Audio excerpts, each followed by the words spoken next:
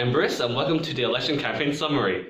Currently, the Labour Party are predicted to win this year's election. This year's election holds climate change as a key game changer, so this climate change awareness has grown. This has resulted in a lot of independent parties growing in popularity due to their climate change policies, and Victoria is being seen as one of the key seats for this year's election. The most popular of the independent parties are the Greens, United Australia Party, and One Nation. They have decided to band together and try to make voters rethink the purpose of independent parties. Instead of thinking that independent parties get in the way of political progress, they want voters to think that they can further arguments that have taken part in Parliament. There have also been a major surge of new independent parties that have aligned themselves with the Greens. In the campaign, there has been an unprecedented amount of candidate withdrawals from both major parties due to horrendous social media posts. Greens candidate Jay Dessy has willingly withdrawn from candidacy due to outrage from previous posts that he has made in the past. He has released a statement apologizing for those remarks, and following this, Luke Creasy has also withdrawn after making rape jokes and lewd comments emerging from his social media past. The Liberal Party have also disowned two Liberal Party candidates from posting anti-Muslim and homophobic posts on social media. Jessica Whelan was also ejected from the party due to multiple anti-Muslim posts surfacing. Scott Morrison has commented on this, saying the standard you walk by is the standard you live by, attempting to turn the public's embarrassment around and campaign off it. In a summary, by the end of week 3, the major parties have lost 5 candidates due to horrific social media posts.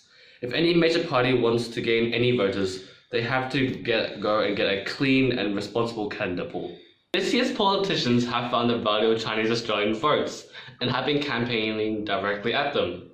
Popular Chinese social media platforms such as WeChat and QQ are being targeted to help aid major political parties in gaining Chinese Australian votes. However, there have been a major problem of unofficial campaign ads and misinformation circulating that haven't been signed off by either political party. This creates an unnecessary fear within the Chinese Australian community, which could be catastrophic for party votes.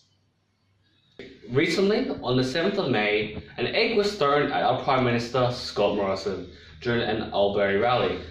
Amber Holt, who was behind the egg throwing, attempted to mimic the reaction of an egg boy egged Fraser Anning.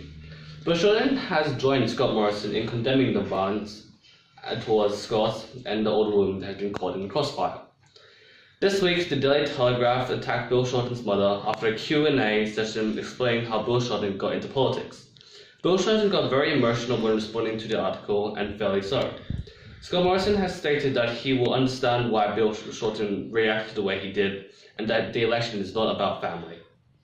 The Greens leader, Richard Di Natale, put out an offer to Bill Shorten, offering a collaboration between the Greens and the Labour Party.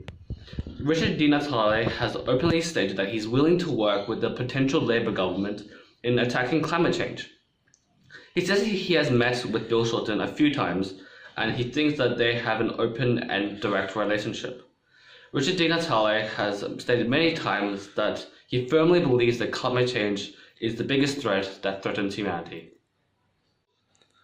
One Nation has identified that Clive Palmer and his United Australia Party are the main party that threatens their seat.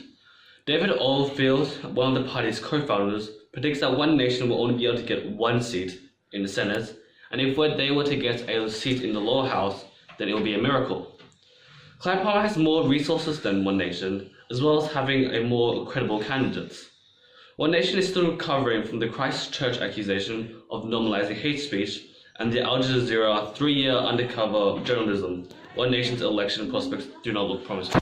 So for the election campaign, thank you.